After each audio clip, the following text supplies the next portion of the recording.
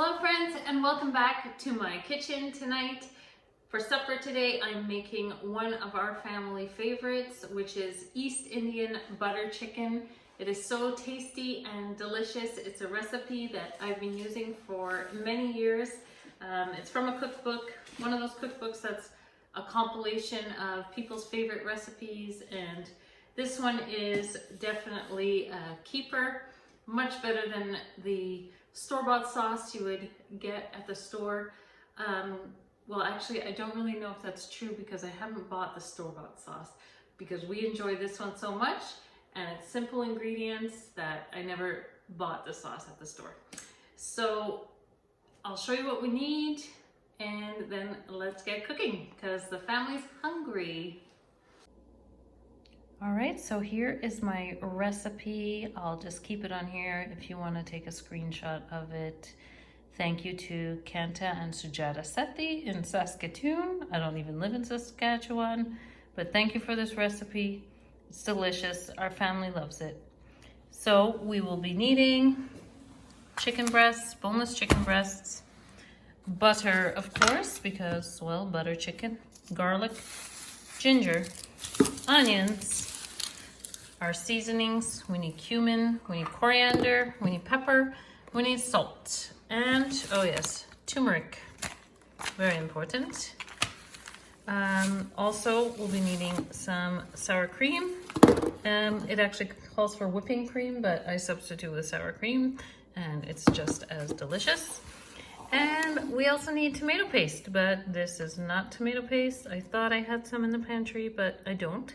So we'll just use some of this tomato pasta sauce. I also have cilantro for when it's done cooking that we'll add in at the end. And to serve, we have some basmati rice that we'll be serving it on top of. I also have some naan bread that will warm up in the oven.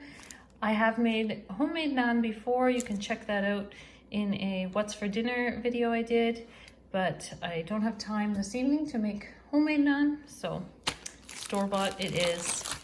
And I have this cabbage that I will probably just cook up on the side to have a vegetable with it. So I'm going to start by getting my basmati rice ready. I'm going to cook, I don't know, 3 cups, I think. Maybe that's gonna be too much. Yeah, I'll do 3 cups. If there's leftovers, we can always eat it. So I have to let this soak for about 15 minutes. So I'm just gonna put some water on it, let it soak, and then drain it, and then we'll cook it. We add 2 cups of water per 1 cup of rice.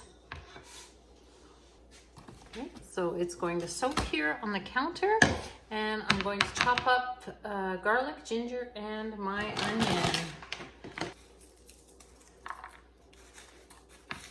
My garlic is also tiny.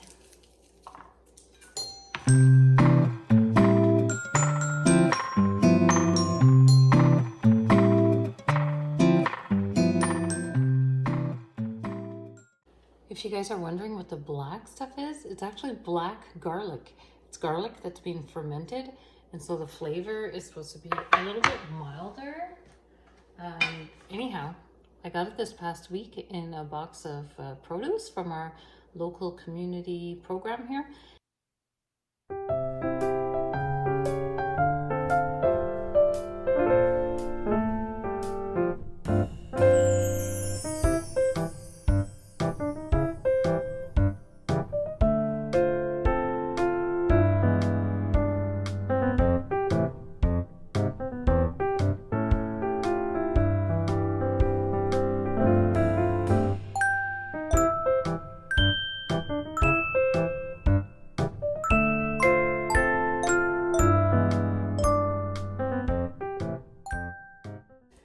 So I'm going to 1.5 times this recipe. It calls for 4 boneless chicken breasts. I'm going to use 6 today. And yeah, so I'll just be adjusting the amounts of the other ingredients accordingly. So I'll get my chicken chopped up. And then I'll start to heat the butter in the pan. And it's almost been 15 minutes for my rice that is soaking. And so we have to get that cooking as well.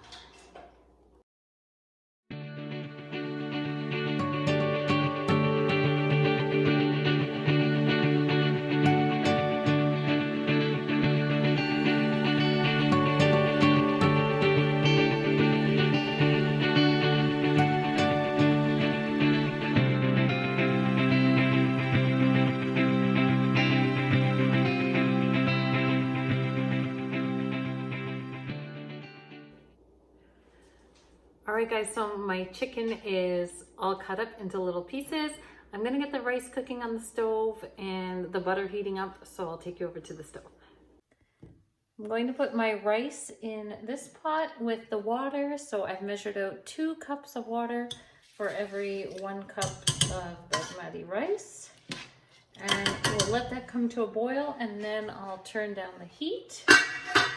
I don't have the right lid. Found it. I'm going to start to heat the butter in here. So I'm just going to put my burner on low to medium and measure out my butter. So the recipe calls for 2 to 3 tablespoons, and I'm 1.5ing it. So I'm going to put like 4.5. It's about 1/4 cup of butter.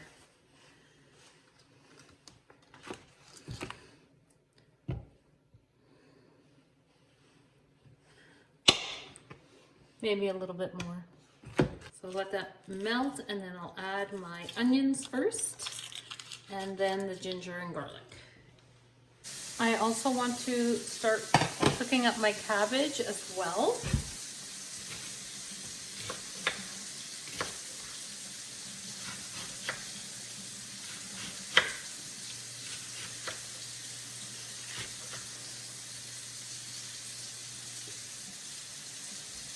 I know it looks like a ton of cabbage, but cabbage really cooks down quite a bit, so.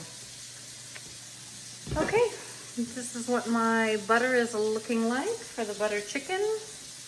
I'll get my onions.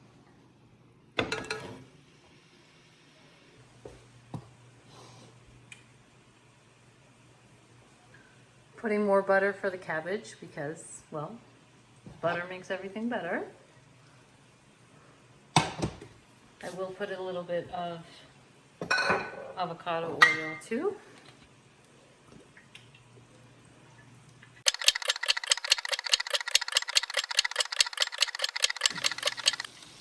I love cabbage, raw or cooked, delicious. All right, I'm going to add my garlic and my ginger to our onions here and let that cook for a couple of minutes. Adding the chicken.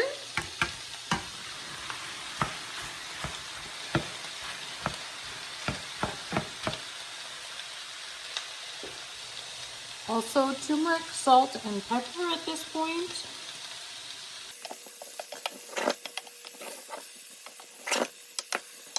So I'm going to cook this for about 2 to 3 minutes. And then add the tomato paste, except we have tomato sauce. And at that point, we'll let it simmer for about 12 minutes.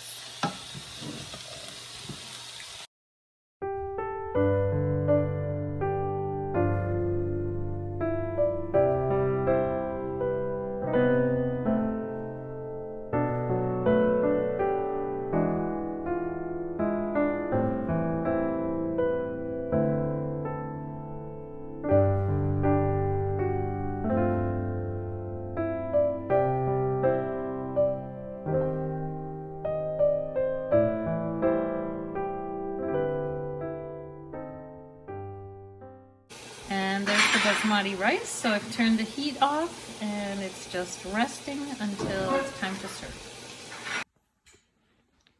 So to heat up the naan bread, I've just heated the oven to 400 degrees, and I put my naan bread on the pan and I just sprinkle with a little bit of water just to give it a bit of moisture, so when it heats up it won't dry out in the oven. You could also brush it with a little bit of olive oil if you like as well. I'll pop this in the oven closer to the time that we're going to sit down to eat, because it just needs to go in for about 5 minutes and it'll be nice and warm for serving. Going to chop up my cilantro.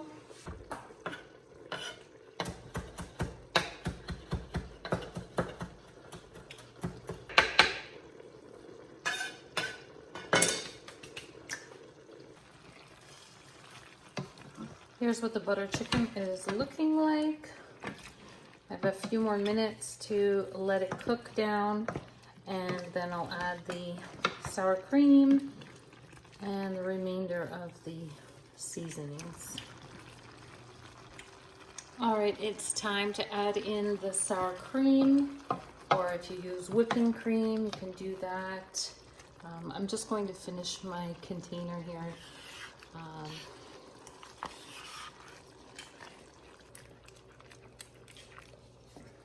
You could always add a bit of yogurt too if you want.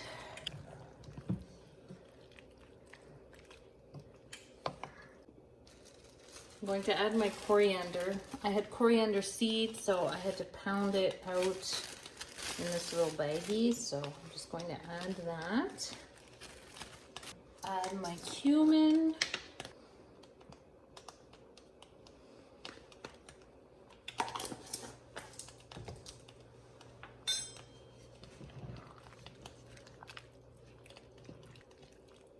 And when it's time to serve, I will add the cilantro that I chopped up.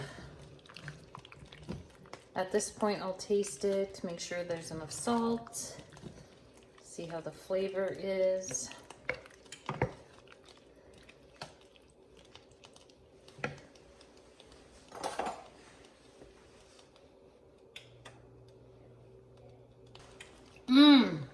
It is so good. Delicious.